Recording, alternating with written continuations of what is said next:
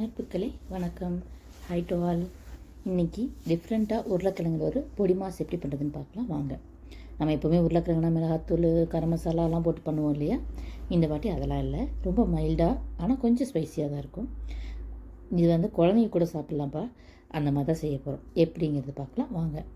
கொஞ்சம் எண்ணெய் விட்டுட்டு கடுகு உளுத்தம்பருப்பு போட்டு தாளிச்சிட்டு கடலைப்பருப்பு ஒரு அரை டீஸ்பூன் கிட்ட போட்டுக்கோங்க.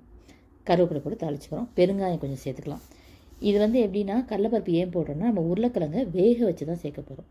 அப்போ அது உருளைக்கிழங்கு கொஞ்சம் சாஃப்டியாக இருக்கும் இல்லையா? அதுக்காக இந்த கடலைப்பருப்பு 1-2 வாயில் மாட்டினா க்ரன்ச்சியாக இருக்கும்போது நல்லாயிருக்குங்கிறதுனால தான். இதுக்கு கடலைப்பருப்பு போட்டு லைட்டாக அந்த ப்ரௌன் கலர் வரும் இல்லையா? அது வறுத்ததுக்கப்புறமா ஒரு மீடியம் சைஸ் பெரிய வெங்காயம் நைஸாக அரிஞ்சது அதை போட்டுக்கிறோம். காரத்துக்கு பச்சை மிளகாய் தான் சேர்க்க போகிறோம். இதில் நான் பச்சை மிளகாயை கீறி ஒரு 3 மிளகாய் போட்டிருக்கேன். நீங்கள் காரம் கம்மியாக சாப்பிட்றவங்களா இருந்தால் கொஞ்சம் கம்மி பண்ணிக்கோங்க. இல்லைன்னா நீங்கள் மிளகாயை குழந்தைங்க இருக்காங்கன்னா முழுசாகவே போட்டுருங்க, எடுத்து வச்சுட்டு சாப்பிட ஈஸியாக இருக்கும். ஏன்னா இன்னொன்று மிளகாய் முழுசாக போட்டால் காரம் அவ்வளோ இறங்காது, கீரி போட்டால் காரம் இறங்கும். ஒரு அரை டீஸ்பூன் ஜீரகம் போட்டுக்கோங்க. மஞ்சத்தூள் ஒரு 1/4 டீஸ்பூன் போட்டிங்கன்னா போதும், சரிங்களா? போட்டு விட்டுட்டு உப்பு தேவையான சேர்த்துக்கோங்க. நீங்கள் உருளைக்கிழங்கு வேக வைக்கும் போதே உப்பு போடுறவங்களா இருந்தால் இந்த இடத்துல வெங்காயம் பச்சை மிளகாய் போட்டு லைட்டாக போட்டிங்கன்னா போதும். போட்டுட்டு அப்படியே கிண்டி விடுங்க. பெருங்காயம் ஏற்கனவே நம்ம சேர்த்துட்டோம், ஞாபகம் வச்சுக்கோங்க.